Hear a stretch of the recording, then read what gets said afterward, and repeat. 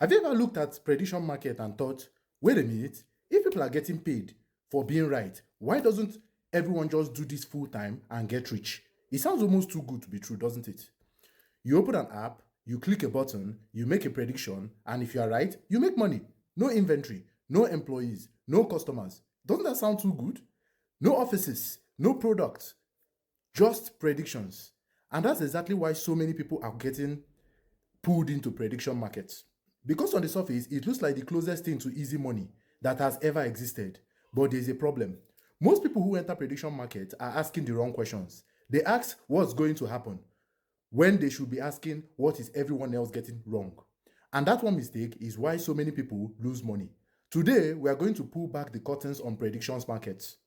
We're going to look at why beginners struggle, why intelligent people lose money, why some traders seem to win over and over again, and most importantly, how professionals approach this market in a completely different way.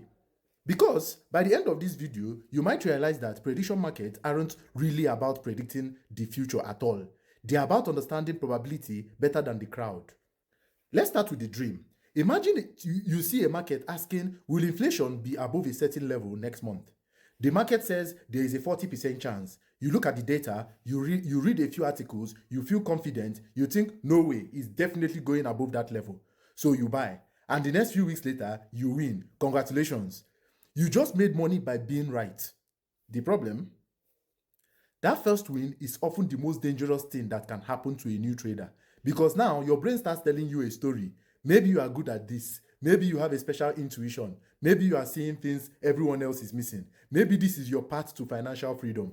And that's when the struggle begins. Because prediction markets have a way of rewarding confidence right before they punish overconfidence. Most people enter this market believing they are competing against average people. They imagine they are competing against random users scrolling on their phones. Sometimes that's true, but oftentimes they are competing against people with years of experience, data scientists, economists, sport modelers, professional traders, political analysts, and even AI systems. And people running sophisticated quantitative models. The average beginner doesn't realize this. They think they are making a prediction.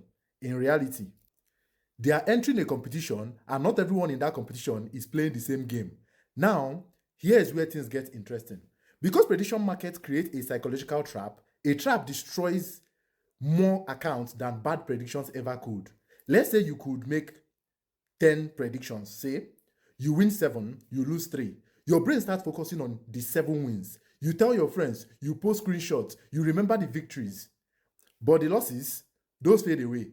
This is called survivorship bias, and it's everywhere. You see people posting winning trades, you see huge profits, you see incredible predictions, but what you rarely see are the dozens of losing trades that came before them. You don't see the mistakes, you don't see the drawdowns, you don't see the months where nothing worked, you only see the highlight reels. And when all you see are winners, it's easy to believe winning is normal. But that's not how markets work. Here's something most people never think about. Being right does not automatically mean making money. Let me say that again. Being right does not automatically mean making money because prediction markets aren't grading your intelligence. They are grading your probability. Imagine a market says there's 70% chance of rain tomorrow. You think there's a 75% chance it rains. You were right. But there may not have been enough value in that trade to justify the risk. Now imagine another market says there is 20% chance of something happening. Your analysis suggests the true probability is closer to 40%. That doesn't mean it will happen. In fact, it may still fail. But over hundreds of similar opportunities, that kind of pricing difference can create an edge. And that's the first major shift professionals make. Amateurs try to predict outcomes. Professionals try to identify mispriced opportunities. Those are two different activities. One is gambling, the other is statistical decision making. And the difference between them can determine whether someone survives in the market. Now, here's another uncomfortable truth. Most people lose money because they trade too much. They think more trades mean more opportunities, but oftentimes, more trades simply mean more mistakes. The market doesn't care if you are bored. The market doesn't care if you want action. The market doesn't care if you haven't traded all week. Yet, many people feel compelled to participate constantly. They convince themselves every opportunity is a great opportunity, and slowly their account starts bleeding not from one catastrophic decision, but from dozens of small, unnecessary decisions. This is one of the biggest differences between professionals and amateurs. Amateurs ask, what can I trade today? Professionals ask, is there anything worth trading today? These are two different contrasts, two different buyers. Sometimes the correct answer is nothing, and that discipline can save an enormous amount of money. Because every trade carries risk, every trade carries uncertainty, and every trade should have a reason. The best traders don't get paid for activity, they get paid for patience. But here's the twist: everything we've discussed so far is still not the biggest reason people fail. The biggest reason is something far more dangerous, something that quietly destroys accounts while convincing people they are doing the right thing. It's called certainty. The moment you become certain about an uncertain event, you have already put yourself at a disadvantage. Think about it. Prediction markets exist because the future is uncertain. If the outcome were obvious, there wouldn't be a market at all. Yet, countless traders approach this market with absolute confidence. They don't say, I think there is a 60% chance. They say, this is definitely going to happen. That single word, definitely, is where trouble begins. Because reality doesn't reward certainty, it rewards accurate probabilities. Let's use a simple example. Imagine I flip a perfectly fair coin. Before I flip it, I ask you, predict the outcome. You say heads. The coin lands on heads. Congratulations, you were right. Now let's rewind. This time, you say there is 100% chance it will be heads. The coin lands on heads again. You were still right, right? But your reasoning was terrible. A lucky outcome doesn't automatically mean a good decision. Now imagine we repeat the same experiment 1,000 times. Suddenly, your confidence starts working against you. This is one of the biggest misconceptions in prediction markets. People judge themselves by outcomes. Professionals judge themselves by the quality of the decision before the outcome was known. That's a massive difference. A bad decision can make money, a good decision can lose money. The goal isn't to eliminate losses. The goal is to make decisions that are profitable over hundreds of opportunities, not just once. Now, this brings us to one of the most important ideas in finance: expected value. Now, don't worry, this isn't going to become a math lecture. Think of expected value as a way of asking one simple question. If I could make this exact decision 1,000 times, would I come out ahead? That's it. It's not about being right today. It's about whether the decision itself is likely to pay over time. Professional traders don't obsess over whether a single decision or a single trade wins or loses. They ask something much more important. Was this a good bet based on the information available at the time? That mindset changes everything, because once you stop chasing certainty, you start looking for value. Imagine two identical looking opportunities. The first has a tiny potential edge. The second appears to have a much larger discrepancy. Between what the market believes and what your analysis suggests, a disciplined researcher doesn't automatically trade both. They ask harder questions. How reliable is my estimate? How much uncertainty is there? How liquid is the market? Could I be missing important information? The more questions you ask, the fewer impulsive decisions you make. And surprisingly, that often leads to a better long-term result. Now, here's where many people imagine there is a secret formula. They think professionals have a magical algorithm hidden in a vault somewhere. The reality is usually less dramatic. Most quantitative researchers spend far more time trying to prove themselves wrong than trying to prove themselves right. They'll build a model, test it, break it, improve it, test it again, and if the evidence disappears, they throw the model away, even after spending weeks or months building it. Why? Because markets change. What worked last year may not work this year. What worked last month may stop working tomorrow. This is called strategy decay, and it's one of the biggest reasons why copying someone else's winning strategy can be disappointing. By the time everyone knows about it, the opportunity may already be gone. That's why many professional teams focus less on finding a single perfect strategy and more on building a research process that can adapt.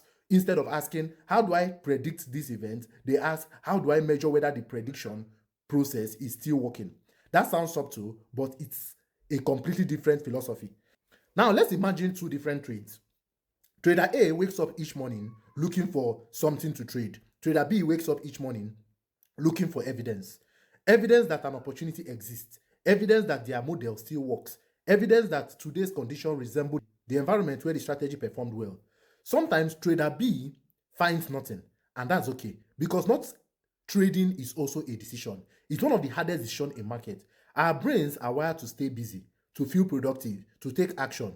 But markets don't pay people for being busy. They reward patience, discipline, and consistency. Sometimes the best trade is the one you never place. Now, here's something else that surprises people. Some of the most valuable tools in quantitative finance don't actually make decisions. They organize information. Imagine software that continuously monitors hundreds of prediction markets. It isn't trying to guess the future. Instead, it highlights unusual situations. It flags large differences in probability estimates. It identifies markets with unusual widespreads. It compares current conditions to similar historical events. It tells you where to look, not what to do. Think of it like the dashboard in an airplane. The dashboard doesn't fly the plane. It provides information that helps the pilot make better decisions. That's a much healthier way to think about AI in prediction markets, not as an oracle, but as a research assistant. A system that helps organize data, spot patterns, and surface questions worth investigating. Because at the end of the day, no software can remove uncertainty from the future. The future will always surprise us. The best any system can do is improve the quality of our decision. And that brings us to the biggest question of all. If prediction markets aren't really about predicting, then what are they actually about? The answer might completely change how you think about investing, trading, and even decision making in everyday life. So if prediction markets aren't really about predicting the future, what are they actually about? They are about making better decisions under uncertainty, and that's a skill that goes far beyond trading. Think about some of the biggest decisions you ever make: starting a business, buying a house, changing careers, investing your savings. None of those decisions come with guarantees. They are all probabilities. The people who consistently make better decisions aren't necessarily the smartest people in the room. They are the people who understand uncertainty. They know the difference between confidence and evidence. Now, let's go back to the beginning of the video. Remember the question we asked: if prediction markets are so easy, why isn't everyone getting rich? Hopefully by now, you know the answer.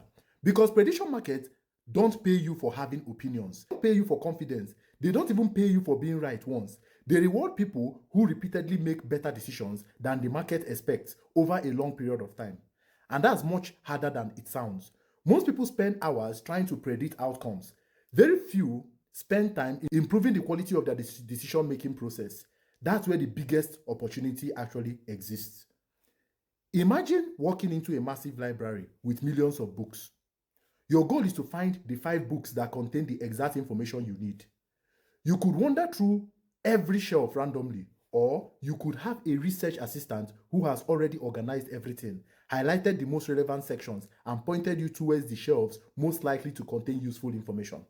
That's the difference between gambling and research. The best technology doesn't eliminate uncertainty, it helps you navigate it. This is exactly why many professional investors build research systems before they even think about building automated trading systems. Because automation without an edge simply allows you to make mistakes faster. Research is where the edge begins. Imagine a platform that constantly monitors hundreds of markets. Instead of shouting, "buy this now," it quietly says, "these 5 markets deserve your attention." Then it explains why maybe the pricing appears unusual compared to similar historical events. Maybe several independent models reach the same conclusion. Maybe recent information has changed the probability more than the market has reflected. Or maybe after analyzing everything, it recommends absolutely nothing. That may sound disappointing, but sometimes doing nothing is the most profitable decision available. Professional researchers understand something that many beginners don't. The market is under no obligation to provide opportunities every single day. Some weeks are filled with high quality setups, other weeks are full of noise. Discipline means knowing the difference. Now, let's address something important. Can artificial intelligence guarantee profits? No. Can machine learning eliminate risk? No. Can software predict the future with perfect accuracy? Absolutely not. Anyone Anyone promising guaranteed profit is selling certainty in a world where uncertainty doesn't exist. But here's what AI can do. It can process enormous amounts of information faster than any human. It can compare thousands of historical events in seconds. It can organize data, identify patterns, measure probabilities, track performance, highlight unusual situations, and perhaps most importantly, it can tell you when your own assumptions deserve another look. That's not magic. That's better research. The future of prediction markets may not belong to the people making the boldest predictions. It may belong to the people asking the best questions. Questions like, what evidence supports this idea? What evidence contradicts it? How confident should I really be? What happens if I'm wrong? Does history support my assumptions? Has my strategy actually been tested? Or am I simply hoping it works? Those questions don't just make better traders, they make better decision makers. So if you take only one lesson away from this documentary, let it be this. Stop trying to predict the future. Start trying to understand probabilities. Stop chasing uncertainty. Start measuring evidence. Stop asking, will I win this trade? Start asking, is this a good decision, regardless of the outcome?